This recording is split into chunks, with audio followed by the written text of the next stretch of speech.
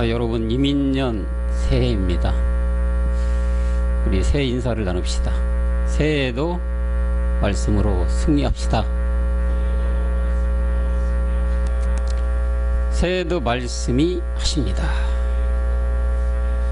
새해 복 많이 받으세요. 네, 2022년 새해에도 말씀으로 달려가는 한 해가 되시길 그리스도 영으로 축원합니다. 오늘 본문 말씀을 보도록 할까요? 누가복음 17장 11절로 15절 5절인데 얼마 짧은 한 절씩이니까 다 같이 한번 합독 한번 해볼까요? 시작. 예수께서 예루살렘으로 가실 때 지나가시다가 한 마을에 들어가시니 10명이 예수를 만나 멀리 서서 소리를 높여 이르시되 예수 선생님이 우리를 불쌍히 여기소서. 보시고 이르시되 가서 책사들에게 네 몸을 보이라 하셨더니 그들이 가다가 깨끗함을 받은지라. 그 중에 한 사람이 자기가 낳은 것을 보고 큰 소리로 하나님께 영광을 돌리며 돌아와. 아멘. 이 말씀을 중심으로 내 몸을 보이라 라는 제목으로 여러분들과 은혜를 나누고자 합니다. 본문 말씀은 목사님도 몇 번 말씀을 하셨고, 그리고 여러분들도 잘 알고 계시는 겁니다. 10명에 대한 문둥병자에 대한 말씀입니다. 주님을 보고 이들이 긍휼히 여겨달라고 했을 때에 14절에 가보면은 주님은 이렇게 말씀하셨어요. 14절에 보면 보시고 이르시되 가서 제사장들에게 네 몸을 보이라 이렇게 말씀하셨어요. 병자들에게는 여러분 누가 필요하죠? 정호자매님, 의사하고 병원을 가야 되잖아요. 그죠? 그게 우리가 사는 세상에서의 이치인데 주님이 분명히 14절에서 뭐라 했냐면 병원에 가라, 의원한테 가라, 그게 아니라 제사장들에게 내 몸을 보이라고 분명하게 말씀하셨어요. 지금 현실에서는 우리에게는 이해되지 않는 답을 주님은 이 자에게 얘기를 해주셨는데 왜 이런 이해되지 않는 말씀을 하셨을까요? 또 끝소절은 어떨까요? 끝소절에 보면은 15절에 가보면은 하나님께 영광을 돌렸다. 그리고 문둥병도 아닌 이 제사장에게 갔더니 깨끗하게 했어요. 14절에 다시 끝절에 보면요, 의원에게 가서 깨끗함을 받은 게 아니라 가다가 깨끗함을 받았어요. 어디에 갔을 때요? 제사장에게 갔는데 깨끗하게 됐다는 말씀을 하고 계십니다. 지금 사는 우리의 세상에서는 전혀 이해가 되지 않는 답을 주님은 하셨습니다. 그런데 주님은 왜 이런 말씀을 하셨는데 우리가 어떻게 이해해야 할까요? 분명히 의원한테가 병원에 가서 아픈 몸을 보여야 병을 낫는데 분명히 넌 제사장 가서 몸이 깨끗하게 됐다고 말씀하셨어요. 늘 우리가 성경을 보는 시각은 항상 그랬죠. 영적인 세계와 육적인 세계는 서로 반대다. 그러니까 영적으로 보여주는 세계를 이걸 보면은 전혀 다른 우리에게 말씀으로 다가오는 건데, 문둥병이라고 했기 때문에 이거는 우리가 보여주는 육적 세계의 말씀이죠. 보여주는 현상의 세계죠. 그렇기 때문에 이거는 영적으로 이해가 되지 않으면은 이해가 되지 않는 말씀이란 얘기예요. 문둥병의 의원이 여기서는 제사장으로 나와요. 제사장. 이걸 보면 분명히 이 말씀 자체도 영적인 말씀을 우리에게 하나님은 해주시고 계심을 알 수가 있는 거죠. 문둥병 10명에 대한 말씀은 말 그대로 10명이라면 구원받는 자들의 상이겠지만 그 중에 한 명이 주님께 들어왔다고 했어요. 한 명이 주님께 들어가서 하나님께 영광을 돌렸다 이렇게 말씀을 했는데,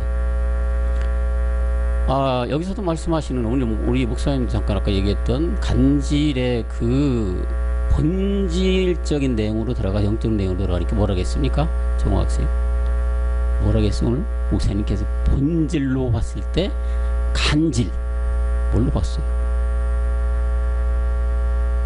오, 할렐루야. 그죠. 우리 옛사람 주의 몸 사망의 몸으로 봤어요. 영적인 세계로 깨달았을 때 간질이 우리의 유전되어 내려온 옛사람이었다. 이렇게 말씀하셨잖아요. 이 문둥병도 똑같은 말씀이에요. 영적으로 봤을 때 이 문둥병도 보니까 뭐예요? 옛사람, 죄, 사망의 몸. 아담 한 사람 죄로부터 유전되어 내려온 그것이 지금 여기 누가복음 17장에서는 주님은 문둥병으로 우리에게 표적을 보여준 거죠. 표적을 딱 보여주니까 표적 뒤에는 아까 뭐라고 했어요? 의미가 있다고 했어요. 의미. 그 의미가 뭐였습니까? 아까 좀 전에 얘기했던 문둥병이라는 걸로 이렇게 현실적으로 우리가 보이게끔 나타났지만 그거의 영적인 세계로 봤을 때 너희 속에 있는 흐르고 있는 아담 한 사람부터 흐르고 있는 뭐예요? 본질의 죄가 있었다는 얘기를 문둥병 환자를 통해서 주님은 표적을 보이면서 말씀을 하신 겁니다. 본질의 죄인 옛사람으로부터 이렇게 구원받게 해준 10명이었는데 15절로 보면 뭐라고 합니까? 한 명만 주님께 돌아와 영광을 돌렸다고 기록되어 있어요. 정확히 읽어줘요.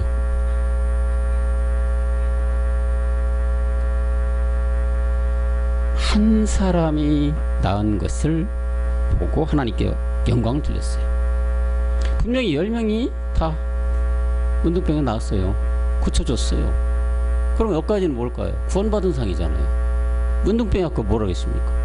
옛사람 죄의 몸, 사망의 몸. 그 예수님 여기까지 와서 본질의 죄를 처리해 줬는데 10명이 구원받은 자들이 다 와서 주님께 영광을 돌려야 되지 않겠습니까? 그죠? 근데 그 중에 한 사람만 하나님께 영광을 돌렸다고 되어 있습니다. 이 한 사람이 18절과 19절로 한번 더 내려가 볼까요? 누구라겠냐면 네. 한번 읽어주실래요? 네.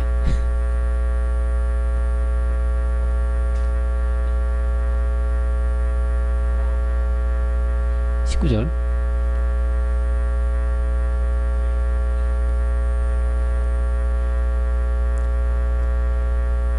네. 18절에 지금 뭐라고 나옵니까? 이 한 사람은 이방인이라고 나와요. 이방인. 그죠? 10명이 구원을 시켜줬는데 분명히 이방 한 사람만 하나님께 와서 영광을 돌렸어요. 그랬더니 19절에서 주님은 뭐라고 했습니까? 가라, 네 믿음이 너를 구원하였다고 분명히 말씀하고 있습니다. 자, 그러면 문둥병이라는 옛사람 죄 몸 사망의 본질의 죄에서 10사람을 구원을 시켜줬는데 한 사람만 들어온 게 이방인이야. 이방인인데 믿음이 너를 구원시켰다. 그 한 사람한테 한 얘기야 이거는. 그럼 이 믿음은 어떤 믿음일까요? 지원 자매님, 어떤 믿음을 지금 시사하고 있는 걸까요? 주님은 죄를 해결한 믿음에서 더 나가면 오직 의인의 믿음을 말씀해주고 있는 거예요. 우리가 아들로 가는 세계는 어렵다겠죠. 많은 자들이 아니에요. 세상에 임금이 많지가 않고 백성이 많듯이 10명이라는 구원을 받았지만 한 명이라는 이방 한 사람이 왔다는 얘기. 그 이분은 왕들자예요. 하나님의 왕 데우스의 아들이 되는 거예요.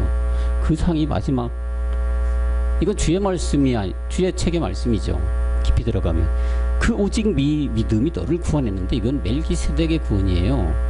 우리가 지금 말씀을 배워가고 있는 그 한 사람이 이방이었다.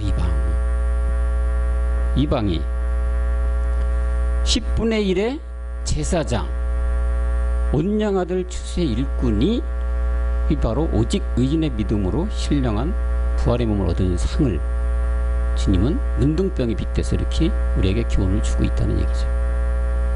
출애굽기 4장 6절과 7절 가보면 문둥병 얘기에 성경에 많이 쓰여 있습니다. 그 여기 보면은 우리 차영이 아직 안 졸리시죠? 이거 좀 보실래요?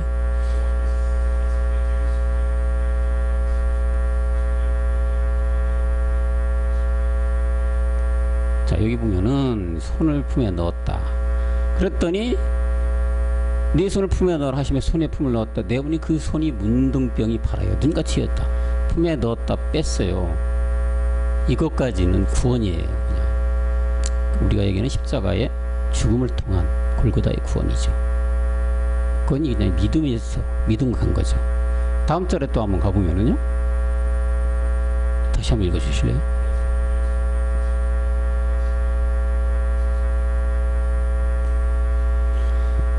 한 번의 여성함이 끝나고 다시 한번 뭐라고 했어요? 다시 네 손을 어디에?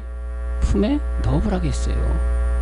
두 가지 변치 않는 사실 속에 이 말씀을 주님 우리에게 또 두 절을 통하여 오직 의인의 믿음까지 신령한 부활의 몸까지 말씀을 해주시고 있다. 뭐냐? 다시 손을 넣었더니 손이 여상해졌다. 완전히 깨끗하게 나왔다는 얘기잖아요. 다시 두 번째 약속의 언약 안에 있는 깨끗함이에요. 결국 이것도 뭡니까? 이방인을 통해서 제사장 10분의 1의 상을 보여주고 있는 문둥병이죠. 말씀해 보면은 이런 문둥병에 대한 말씀을 많이 기록하고 계십니다. 문둥병은 아까 얘기했던 간질, 모든 성경에서 말씀하고 있는 모든 병자들은 우리의 육체의 비밀을 다 말해주고 있다고 이해하시면 빠르겠죠. 그 육체의 몸에서 믿음으로 말미암아, 말씀의 믿음으로 말미암아, 우리가 잘 아는 로마서 6장 4절에 갈라디아서 2장 20절의 고백의 말씀을 가지고 십자가의 죽음으로 말미암아 옛사람 죄의 몸 사망의 몸 이 문둥병을 통한 모든 병이 다 낫는 데까지는 십자가의 도죠. 그죠? 옛사람을 처리하는 우리의 옛사람 본질의 죄로부터 해방받는 첫 번째 믿음, 여기까지는 십자가에도 그리스도의 말씀 영이 내 안에 들어오는 데까지겠죠. 그래 놓고 지금 이것처럼 두 번째 여상함이 올 때는 신령한 부활의 몸을 얻는 약속이에요. 성경은 항상 이렇게 두 가지. 그러니까 성경에는 무슨 책과 무슨 책이 있습니까? 성경책과 주의 책이라는 말씀이 있는 거예요. 그러니까 모든 성경은 이렇게 기록되어 있기 때문에 그런 어떤 틀을 놓고 여러분들이 이해한다면 굉장히 빠르겠죠. 수학의 공식처럼 넣으면 모든 말씀은 그 안에 대입이 되어질 수가 있다는 얘기예요. 그럼 이해하는데 상당히 빠르겠죠. 그리고 그보다 더 깊은 어떤 내용적인 말씀들이 있어요. 요거는 이제 진짜 말로 한 선지자를 통해서 우리가 깨달아가야 될 부분이에요. 요즘 깊은 말씀하고 있는 목사님께서 말씀하고 있는 이 나실인의 비밀, 그죠?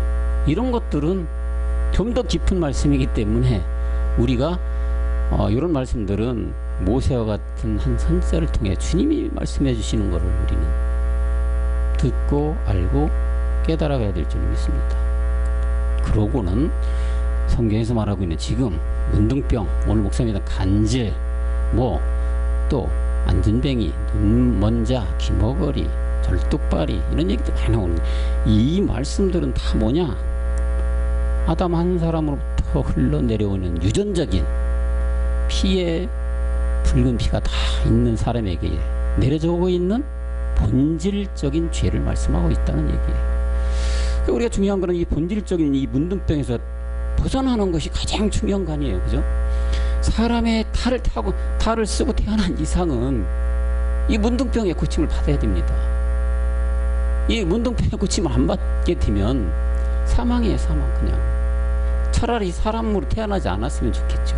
동물로 태어나면 뭐밖에 없습니까? 혼밖에 없어요.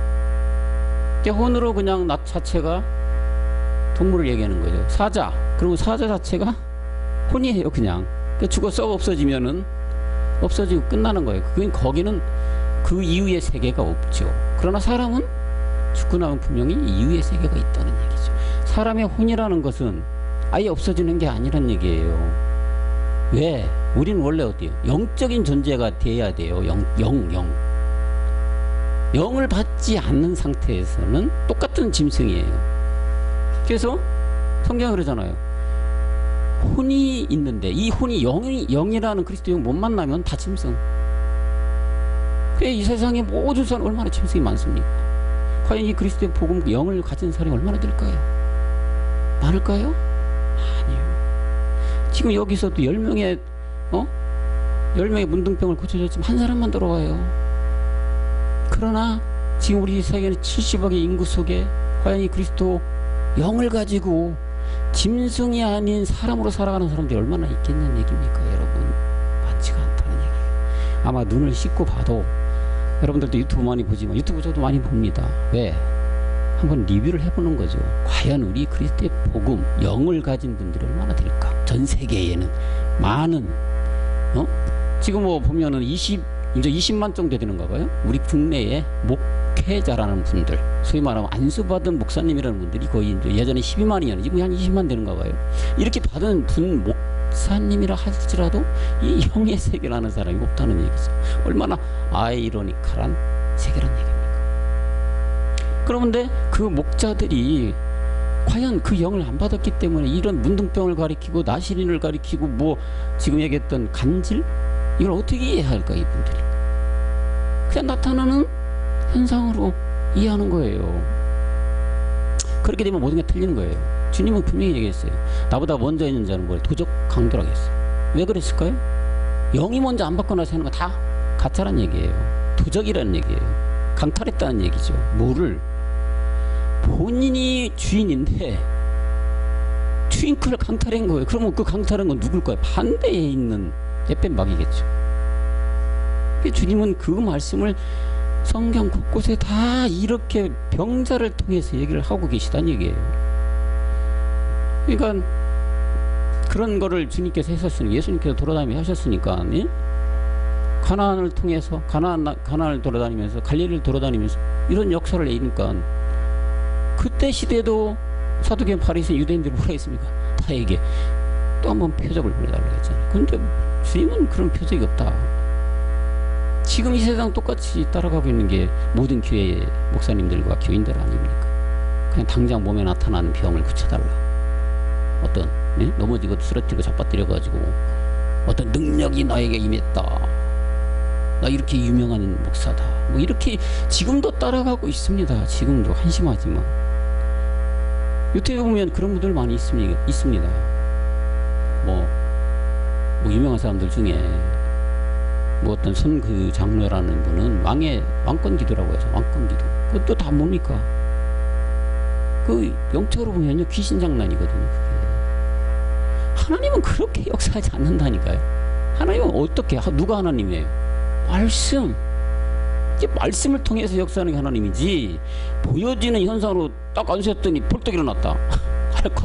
저런 마리가 막 뛰고 이게 하나님 한 걸까요? 이때 시대도 그랬어요. 그건 내가 그거를 한 게 아니, 그 이면에 아까 목사님 얘기했던 그 이면에 뭔 뜻을 전달하기 위해서 그 표적을 보여준 거란 말이에요. 그 표적이 뭐였습니까? 아까 본질의 죄를 깨닫고 십자가 가서 죽어, 그렇게 깨달아 주신 게 주님이신데도 불구하고 그때 시대도 마찬가지, 지금도 마찬가지, 그런 누를 범하고 있는 목사님들이 많다는 얘기죠.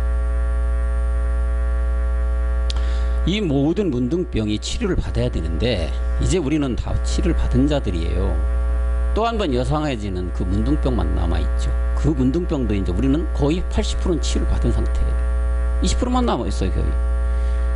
우리가 뭐 구분응산까지 왔다고. 이제 이 세계가 왔는데, 그런데도 불구하고 아직까지도 보여지는 현상 속에서 나타나는 의원을 찾아가는 사람들이 많다는 얘기죠.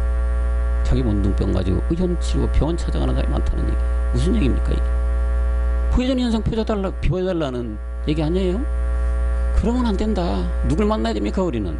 이 아까 본문에서 말했다시피 누구? 제사장을 만나야 돼. 제사장한테 가서 보여야 돼요. 우리 문둥병은. 그래서 치유를 받았고 나아야지만 정확하게 성경에서 말하는 문둥병이 나아진 겁니다. 무슨 뜻인지 이해가죠 여러분?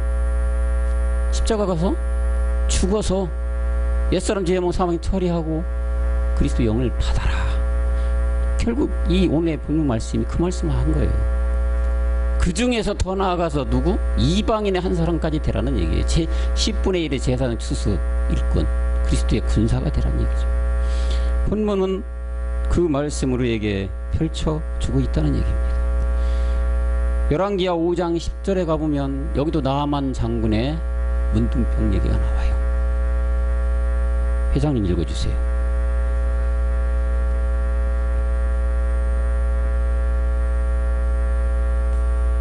여러분, 요단강에 몸을 7번 씻으니 살이 깨끗해졌다고 합니다. 요즘 우리가 7이라는 숫자를 많이 들어요. 7은 이 땅에서의 뭡니까? 우리 얘기했던 안식의 7이에요. 이 땅에서. 그래서 이 7 사적의 적에 보내서 가되 어디에서? 분명한 요단강이라고 나와. 요단강. 홍해가 아닙니다, 여러분. 요단강에 몸을 7번을 씻으라고 분명하게 말하고 있어요. 왜 꼭 요단강으로 가야 되고 7번을 씻어야만이 깨끗해져야 지는 거냐는 얘기예요. 여기는 퀘스천 마크가 갈 수밖에 없죠, 여러분. 왜 여기 8번이라고 쓰면 안 되고 또 요단강에 다른 강을 이용해 쓰면 안 될까요? 성경에서 주는 요단강과 이 7번의 의미는 과연 그건 뭐란 얘기일까요? 지원자매님, 요단강과 7번의 씻으라는 이 의미는 뭘까요? 지금까지 우리 말씀을 들은 거에 한번 깨달아 본다면 어떤 의미로 이 나만 장군의 문둥병을 말씀하고 있을까요?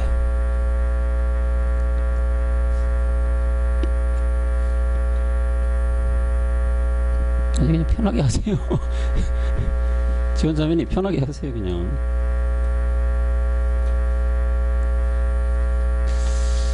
자, 우리가 네? 하세요.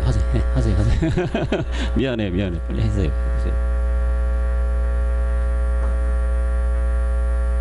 네. 네.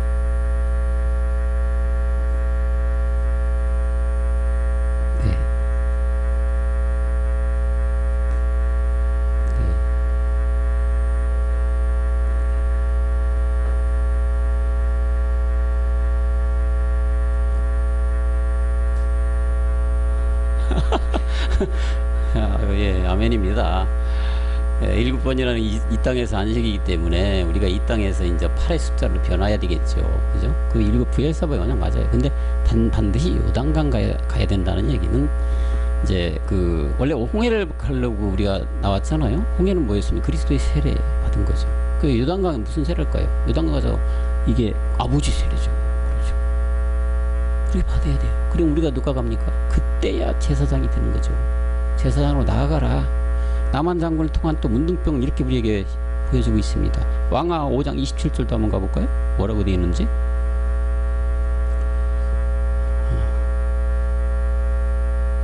네, 한번 읽어주시죠. 또.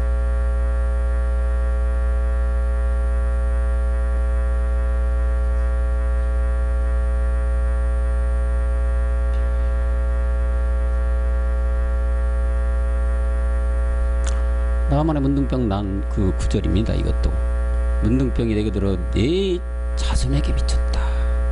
그죠? 나만의 문둥병이 내게 들었는데 자손에게 미쳐 영원토록 이른다고 했습니다. 자, 우리 아까 목사님 잠깐 간절에 대한 얘기 했잖아요. 정확히 그죠? 그럼 여기서 이거 봐봐요. 자손에게 미쳤어. 뭐가? 이 문둥병이란, 아까 문둥병 뭐라고 했어요? 옛사람 누구한테 왔습니까? 옛사람에 들은 근본적인 사람이 누구였어요? 아담의 문둥병이, 다시 말하면 아담의 죄가 우리에게 들었어. 이 나만에게 지금 미쳤어. 그래가지고 어디까지? 내 자손 대대에 미쳤다. 그럼 이게 어떻게 되는 겁니까? 지금 쭉 유전돼서 내려오고 있다는 얘기라는 거예요. 나만 내 이 문둥병이 한 사람, 내가 이 나만이 이 문둥병이라지만 네 자손 밑으로 쭉 뭐가 돼? 미칠 것이다. 그래서 어떻게? 영원토록 이른대. 그러면 이 죄가 없어지지 않으면 그 흐르는 줄기는 계속 내려갈 거 아니겠어요? 그죠? 그러면 이 문둥병의 이 흐름이 내려간다면 구원받는 사람이 있을까요? 없습니다. 영혼은 그냥 구원받지 못하고 다 지옥 가야 돼요. 게하시가 그 앞에서 물러나왔다. 근데 문둥병이 봐라요, 이제 없어져서 눈같이 헤어졌어요. 이 문둥병 자체의 흐름 저주를 끊으려면 누가 와야 돼요? 그러면 예수님이 오셔야 됩니다. 하나님인 당신이 이 땅에 오셔야 되는 거예요. 이건 이 사람이 할 수가 없어요. 끊어줄 수가 없어요. 그렇기 때문에 예수 그리스도라는 분이 하나님께서 당신이 예수가 돼서 이 땅에 오신 게요. 이 문둥병 영원히 도록 이르는 이 자손에 미치는 걸 끊어주기 위해서, 사슬을 끊어주기 위해서 오셨어요. 누가? 예수님이. 그래서 아까 목사님에게 예수님이라는 것은 이 땅에 마태복음 1장 21절에서 늘 얘기했다시피 뭐예요? 구원해 주기로 오신 분, 구원하신 분이 아니야. 구원하러 오신 분. 이 아까 문둥병을 자손 만대에 미쳐가는 이거를 끊어주기 위해서 오신 분, 예수님. 갈라디아 1장 4절 어떻게 했어요? 한 몸을 십자가에 죽었어, 드려줬어. 자, 십자가에 죽어서 자기 몸을 드린 게 이게 뭐예요? 아까 지금 얘기했던 문둥병의 저주를 완전히 끊어준 상태가 된 거예요. 이게 십자가의 사랑, 자기 몸을 온전히 십자가에 줘서 피 한 방울, 땀 한 방울까지도 다 쏟고 몸으로 동일에 들여서 우리에게 저주해서 문둥병의 그 역사의 사슬에서 다 끊어주고 여상하게 만들어준 사랑, 이게 십자가의 그리스도의 사랑이죠. 여기까지 하면 우리는 이거를 믿고 말씀으로 가서 우리는 죽는 거죠. 직접 가서 죽을 수는 없잖아요. 우리도 말씀을 가지고 죽어, 주님과 같이. 이렇게 죽었을 때 우리가 어떻게 돼? 깨끗하게 우리 문둥병도 여상하게 낫는 역사에, 그것이 바로 뭡니까? 구원이란 얘기입니다. 이 구원까지 받게 해준, 십자가에서 죽어줌으로 말미암아 죄를 완전히 섬멸시킨 분은 예수님이죠. 근데 예수님에서 딱 끝났었다, 구원이 됐을까요? 안 됩니다. 분명한 이 우리의 기독교라는 이 종교라는 것은 다들 뭐 예수 믿고 천국 가 이렇게 되는데 아닙니다. 그건 진짜 말로 그 종교로 끝나는 것이고, 생명이 돼야 됩니다. 생명은 뭘로 되느냐? 부활로 돼요. 부활이 되지 않으면 생명이 안 되기 때문에 이 그 기독교라는 모든 그 안에 장로교, 기독교, 감리교 이런 게 다 있지만 그 중에 생명이 있는 기독교가 돼야 된다는 얘기예요. 그 생명 있는 기독교가 뭐냐? 부활의 역사가 있어야 돼. 그 부활의 역사라는 건 바로 누구냐? 그리스도로 부활이 돼야 돼요. 이 부활 자체가 없으면 한낱 우리가 믿는 기독교, 장로교, 감리교, 제철의 안식이고 뭐가 할 거 없이 다 뭡니까? 그건 다 그냥 종교로 사망 가는 거죠. 부활이 돼야 돼. 부활. 그게 3일의 죽음과 부활, 이게 있어야 되는 거죠. 그래서 주님은 표적을 다시 보여달라 했을 때 누구 표적밖에 없다겠어요? 요나의 표적이에요. 요나 표적. 그래서 요나의 표적 말씀하신 거죠. 요나의 표적밖에 내가 줄 게 없다. 요나의 표적은 큰 물고기를 통한 배에 들어갔다 죽어서 이렇게 나온 요나가 니네로 가라는데 어디로 가서 잘못돼서 이렇게 종교로 끝나면 안 된다는 얘기죠. 그것의 표적을 보여준 얘기는 또 그 뒤에는 뭐라겠어요? 깊은 영적인 의미가 있다. 그게 뭐냐? 부활, 3일의 죽음, 십자가에서 죽어 예수로. 그런 다음에 부활, 3일의 죽음과 부활. 부활은 그리스도로 부활됐을 때에 생명 그리스도가 우리한테 임하게 되는 것이죠. 이게 요나의 표적이란 얘기예요. 그러니까 아까 나만 장군이 7번 요단강가에서 씻어라. 그러니까 깨끗하게 문둥병이 나왔는데, 이 7이라는 숫자의 비밀은 늘 부엘세바의 언약. 누구와 언약을 맺은 언약입니까 이게? 네? 아비멜렉. 이 발음하기 힘들더라고. 아브라함과 아비멜렉이 세운 창세기 21장 31절에서의 부엘세바의 언약입니다. 언약. 이게 뭐예요? 언약. 그것을 부엘세바라 했다. 아브라함과 아비멜렉이 받은 언약. 우리가 해야 아비멜렉이죠. 이 언약 증거된 사람은 선진들을 통해 증거를 했죠. 우리는 누구예요? 약속받은 언약이에요. 우리는 뭘로 약속받았습니까? 아들 운명 제사장으로. 이 언약이 있기 때문에 우리는 반드시 문둥병에서 나는 것은 분명히 이건 해야 될 아주 그냥 머스트 조건이고, 하나님께 영광까지 돌려야 하는데 반드시 요단강을 넘어가야 한다. 아버지 세례를 받아서 몸이 깨끗해지는 데까지 가야 한다. 그 마가복음 9장 3절에서 말하는, 우리 마가복음 하면 이거에 빗댄 말씀이 뭡니까? 변화사 사건이죠. 변화산.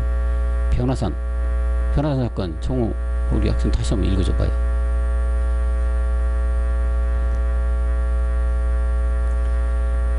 옷이 광채가 났다. 얼마나 광채가 났으면 빨리 하는 자가 그렇게 희귀할 수가 없다. 빛같이 휘어진 옷이에요. 세마포라고도 하죠. 이건 바로 이런 현상을, 이런 표적을 통해서 뭔 얘기를 하시고자 하는 거예요. 아들 온양 제사장이 이렇게 변화가 돼야 된다. 빨래하는 자가 그 흰 옷을 희귀할 수 없을 만큼의 빛으로 된 이 몸을 너희들이 입어야 된다. 이거의 이면의 의미는 그런 영적인 의미가 담겨져 있는 거잖아요. 그죠? 그렇기 때문에 우리는 부엘사바의 언약 가운데 있는 깨끗하게 휘어진 이 광채가 나는 옷을 이 땅에서 하나님이 두 번째 임하실 때 변화가 되어야 될 줄로 믿습니다. 오늘 본문에 말씀하고 있는 이 문둥병이 옛사람을 벗어나서 구원받을 뿐만이 아니라 몸이 휘어지는 여상함까지 나아만 장군을 통해서 우리에게 보여주는 낮은 몸이 영광의 몸을 입으라는 빌립보서 3장 21절의 말씀을 나아만 장군을 통해서 우리에게 보여주고 있습니다. 그런데 주님은 18절에서 말씀하고 있어요. 바로 누구라고 했었냐? 아까 이방인이라고 말씀했죠. 아까 누가복음 17장 18절 이방인이라고 했어요. 본래 복음 그리스도는 어떻게 왔습니까? 본래 복음 그리스도는 예수 그리스도라는 이 복음 그리스도는 어디로 왔냐? 이스라엘 유대인 민족을 위해서 왔어요. 선택받은 백성이라고 하잖아요, 자기들이. 그래서 요한복음 1장 11절에 그렇게 왔는데 뭘 하겠습니까? 자기 땅에 왔어요, 예수 그리스도 이 복음이. 근데 백성이 어떻게 했습니까? 영접하지를 않았어요. 이 유대인 자기 백성을 분명히 했는데 안 주고 영접하지 않으셨어요. 급기야 누가복음 23장 21절에 가보니까 어떻게 했느냐? 이렇게 질렀어요. 이렇게 십자가에 죽이라고, 십자가에 못 박게 하라고 이렇게 했어요. 그러다 보니까 누가복음 23장 10절 이게 죽으라고 하니까 자기 땅을 구하러 오신 주님을 못 박아버렸으니까 그 저주가 얼마나 크게 임했습니까? 우린 역사적으로 알 수 있습니다. 그죠? 역사적으로 우리 너무 잘 아는 홀로코스트라는 영화를 보셨는지 저는 봤어요.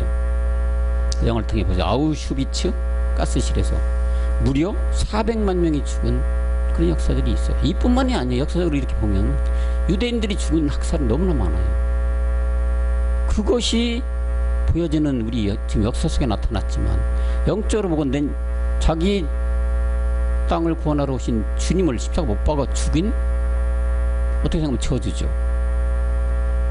그렇게 왔는데 그러다 보니까 주님은 어디로 갔습니까? 이 복음 골로새서 1장 27절로 가신 거래요. 골로새서 1장 27절 지원 참여 한번 읽어줘봐요.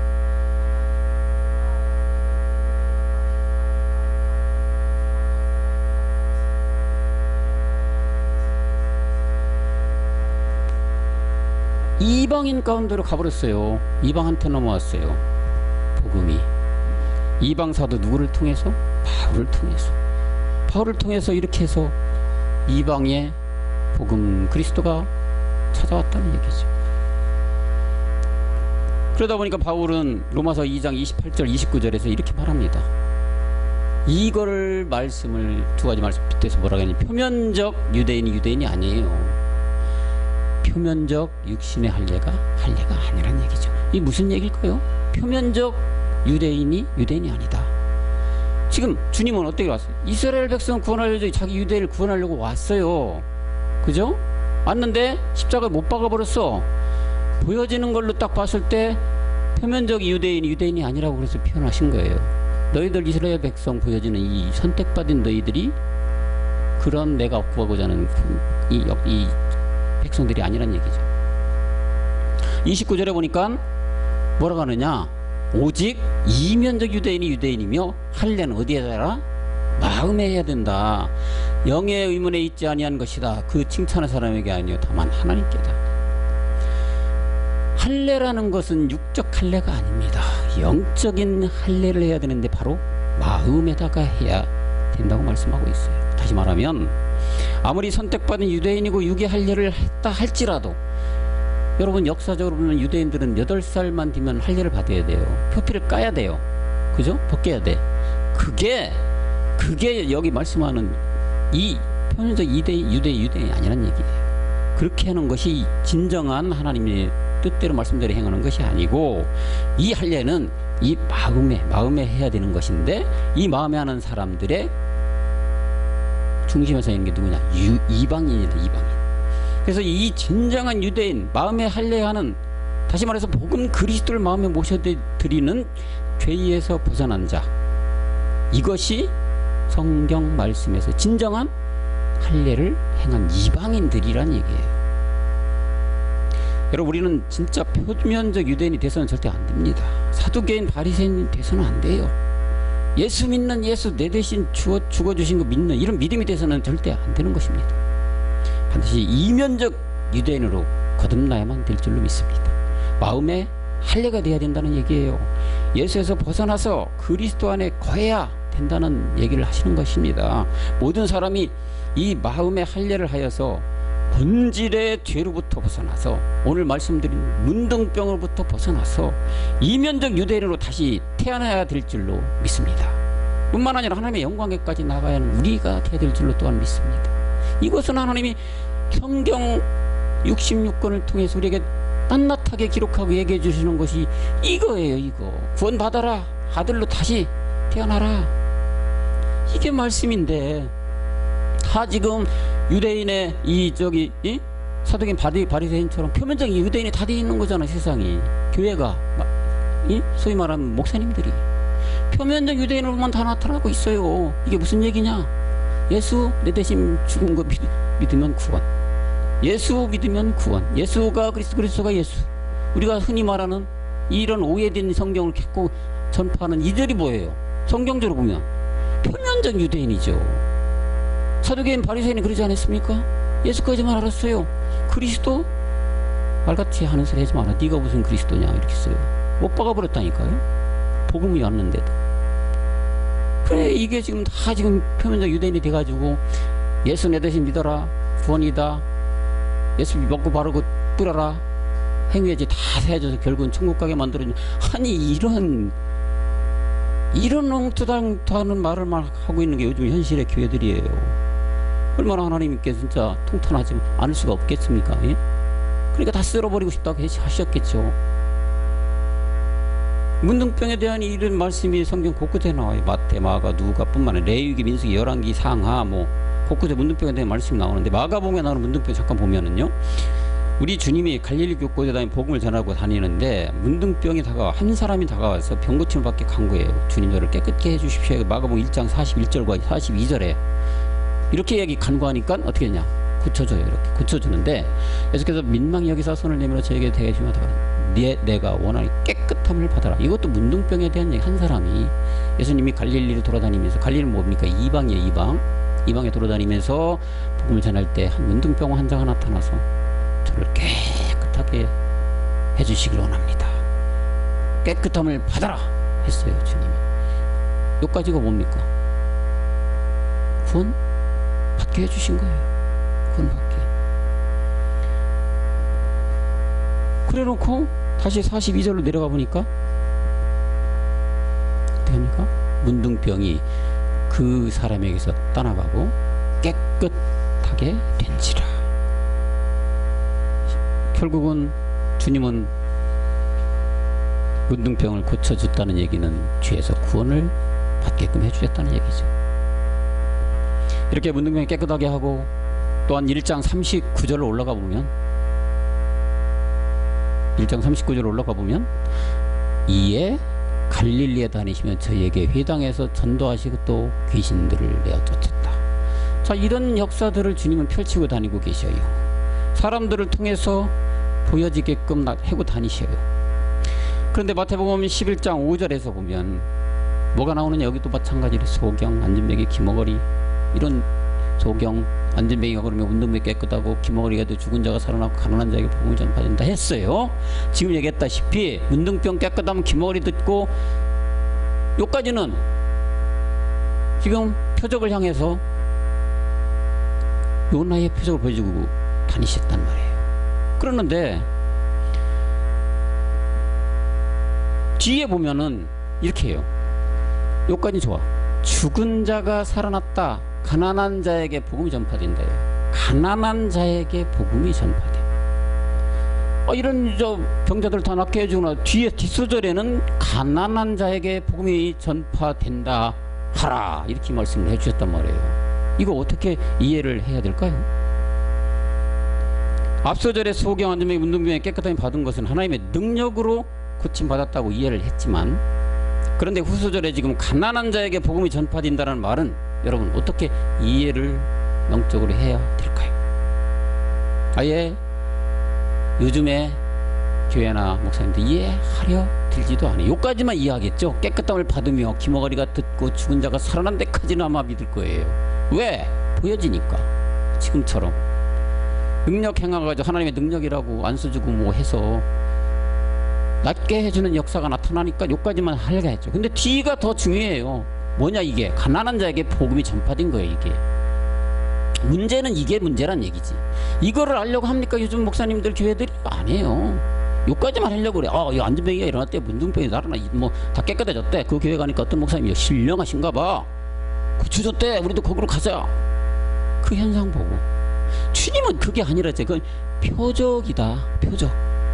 그 이면에 영적인 중요한 말씀하고자 하는 가장 큰 중요함은 바로 이 뒷소절인데도 여기까지만 이해하려고 한다는 얘기죠. 가난한 자에게 복음이 전파된다 하라, 이게 더 중요하다는 얘기죠. 가난한 자가 뭡니까? 심령이 가난한 자. 주님을 기다리고 만나려고, 그리스도를 만나려고 기다렸던 수고상 여인처럼 그런 자들이 돼야 된다라고 말씀하는 거예요. 표적을 보여주면서. 근데 이걸 안 한다고, 알려고 하지도 않고 요즘에 모든 교회 이 목사님들은 알려고 하지도 않을 뿐더러 알지 못해죠. 그러니까 표적교회는 사람 이 악하고 음란한 세대야. 내가 보여줄 표적은 요나의 표적밖에 없다고 누가복음 11장 29절에서 얘기하고 있죠.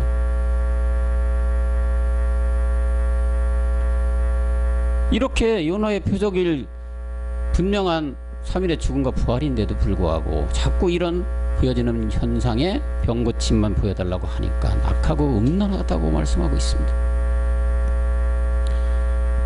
그래서 이런 자들은 아까도 얘기했다시피 요한복음 10장 8절에서는 이렇게 말씀하신 거예요. 나보다 먼저 온 자는 다 절도고 강도다. 그러니까 양들이 듣지 않을 것이다. 복음 그리스도를 영접하지 않은 상태에서의 어떤 능력을 행한다 해도 그것은 하나님과의 아무런 상관도 없을 뿐더러 이 시대의 교회들과 지도자들은 그게 하나님과는 전혀 관계가 없는 행위며 능력이라고 분명하게 깨달아야 될 줄로 믿습니다. 이 세상 일도 여러분 모든 일에 순서가 있습니다. 근데 하나님의 말씀 분명한 순서가 있습니다. 먼저 해야 될 것과 나중에 해야 될 것이 이 세상에도 있듯이 하나님의 말씀도 먼저 해야 될 게 있고 나중에 해야 될 게 있어요. 이게 바뀌면 엉망이 되는 거죠. 어떤 제빵을 하려고 한다. 그럼 순서가 다 제대로 맞아요. 맛있는 제빵이 나오잖아요. 똑같아요. 성경도. 이게 뒤바뀌면 안 돼요. 혼란스러워서 안 돼요. 모든 것이. 첫 단추를 먼저 밑에서 끼워가야 되는데 위에서부터 끼워내리면 안 된다는 얘기죠. 그래서 마태복음 6장 33절에 그래서 먼저 그 나라를 의를 구하라는 거예요. 이거 먼저 구하고 해라 이거예요. 그 의를 구하는 게 뭡니까? 십자가의 죽음이에요. 지금 문둥병을 처리하는 거예요. 어디 가서 십자가에서 네 문둥병을 처리해라. 그러고 나면은 영이 네 안에 들어오는데 그 영을 받은 상태에서의 나타나는 병 고치면 하나님이 하시는 거죠. 이렇게 순서가 돼야 되는 것인데 이런 영이 없는 상태에서 모든 것을 행하니까 다 잘못된 거 엉망이 되고 하나님의 성경과는 정반대인 도적과 일이가 되는 거예요. 십자가에 죽는 것이죠. 먼저 죽어야 된다. 죄가 뭔지 율법이 뭔지 복음이 뭔지 성경에 말하는 그 명확한 먼저 알아야 된다는 얘기예요. 그렇지 않으면은 이거는 하나님의 능력이라 볼 수가 없고 하나님의 역사한 거라 볼 수가 없고 그 사람은 하나님께 뭐 영을 받아가지고 신령한 목사가 됐다? 다 거짓말하는 거죠. 사람을 속이는 겁니다. 로마서 15장 18절에 그런 역사 외에는 하지 않는다고 얘기해요. 이게 무슨 얘기냐? 그리스도께서 이방인들을 순종케 하기 위하여 나로 말미암아 말과 이적과 표적과 기사의 능력이며, 요 기사의 능력이며 이게 성령의 능력으로 역사하신 것 외에는 내가 성령의 능력이 아닙니다. NIV 버전 한번 가볼까요? 뭐로 나왔는지? 이거 잘못된 번역이에요. 영의 능력입니다. 여기 뭐라고 나옵니까? 어디? 여기 through me. 15장? 18절. 세부터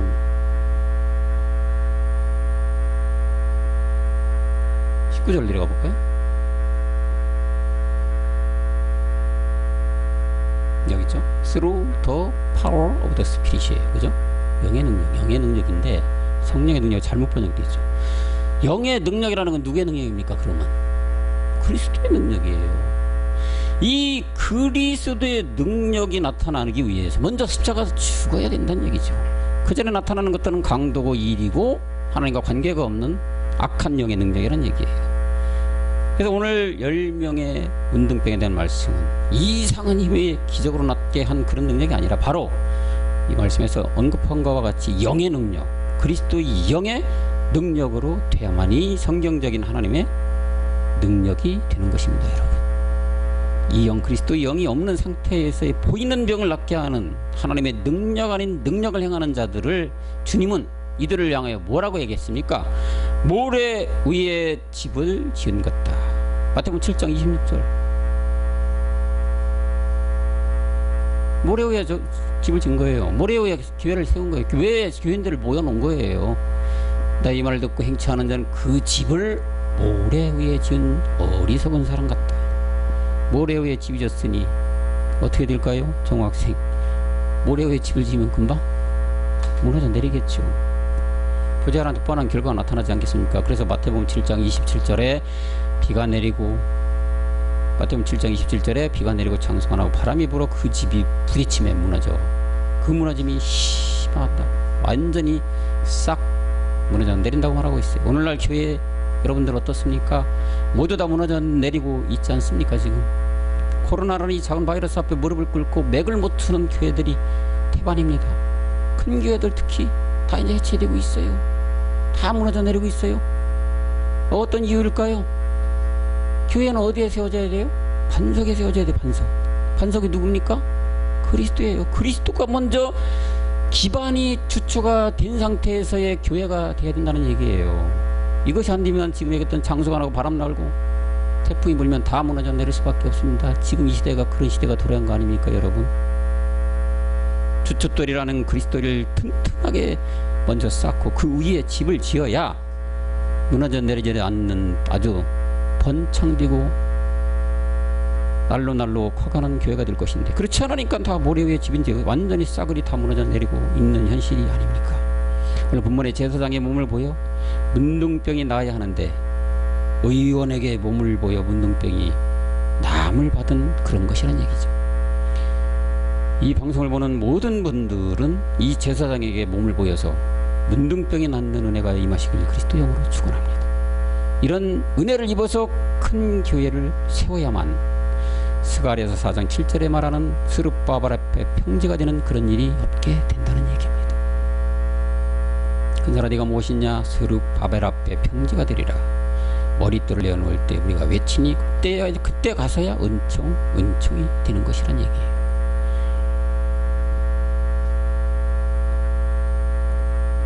그렇기 때문에 우리는 이 의원에게 문둥병을 부이는 것이 아니라 제사장에게 문둥병을 부여서 먼저 구원도 받고 영광을 돌려야만 될 줄로 믿습니다. 로마서 5장 20절에 가보면 또 하나 중요한 말씀이 나옵니다. 자, 이렇게 받은 우리가 이제 문둥병의 두 번째 문둥병을 낫기 위해 여상해지고 가는데 어떻게 되느냐? 5장 20절에 로마서 율법이 가역하신 범죄를 더하게 하려면, 그러나 여기가 중요해요. 죄가 더한 것에 은혜가 더해요. 무슨 얘기? 반대로 얘기하면은 은혜가 넘쳐나는 것에 뭐가 더했다는 얘기예요? 죄가 더하는 얘기예요. 무슨 얘기냐? 두 번째 문둥병을 여상하게 되고 가는 과정에 이런 죄가 더 많이 우리를 침범한다. 무슨 루시퍼의 우리를 농락하는 게 더욱 심해지고 있다는 얘기죠.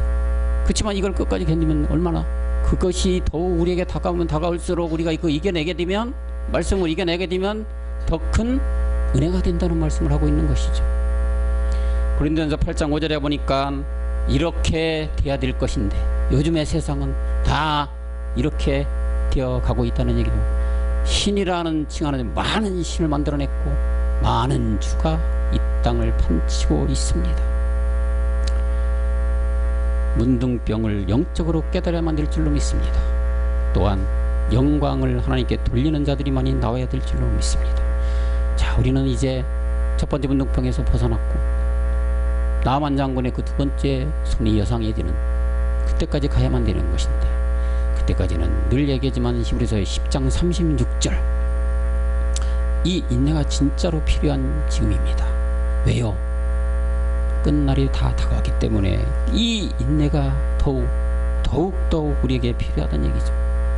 이 인내의 끝에는 그 달고 맛있는 것은 더욱 값진 맛있는 결과를 얻게 된다는 얘기죠. 그래서 사도 바울도 이런 고백을 했잖아요. 빌립보서 3장 11절에서 어찌하든지 죽은 자 가운데서 우린 죽었죠. 십자가에 죽었습니다. 그래서 영이 왔어요. 그래서 부활에 이뤄야 돼요. 부활. 첫 번째 부활을 우리 했어요. 두 번째 또 부활이 돼야 됩니다. 뭘로? 아들로, 제사장으로, 주세 일꾼으로 부활이 돼야 됩니다. 영광의 몸으로 부활이 다시 돼야 됩니다. 멜기세덱 주와 한 몸이 되는 어린 양의 아내가 돼야 된다는 얘기를 말씀을 하고 있는 것이죠. 오늘 모든 교회들이 오늘 본문의 이 문둥병에서 벗어나 하나님의 이 영광에 이르는 데까지 복을 받는 여러분 모두가 되시기를 그리스도 영으로 축원합니다. 기도하겠습니다. 만주의 주가 되시고 만왕의 왕 되신 우리 아버지 하나님, 22년 새해를 주시고 우리가 또한 이 새해에도 말씀의 능력으로 말씀 속에서 양육되고 말씀으로 승리하고 말씀으로 모든 것이 저절로 잘 되는 복의 복을 받는 모든 우리가 될 수 있도록 인도하시고 역사하시고 주님께서 지켜주시옵소서. 무엇보다 우리 귀한 청년 이 십자가봉 교회에 속한 우리 청년 한 사람 한 사람을 주님께서 굽어 살펴주시고 문둥병에서 벗어나는 우리들입니다. 또 한 번의 문둥병은 이제 나만 장군처럼 다 여상해지는 우리 모든 청년 한 사람 한 사람이 될 수 있도록 은혜를 더하시고 복으로 충만하게 채워 주옵소서. 2022년도 멜기세덱 그리스도의 보좌로부터 흘러내리는 그 말씀으로 인하여 영원한 영광에 이르는 모든 우리가 될 수 있도록 인도하여 주시옵소서. 모든 말씀 멜기세덱 그리스도 이름으로 간절히 기도하였습니다. 아멘. 여러분 수고하셨습니다.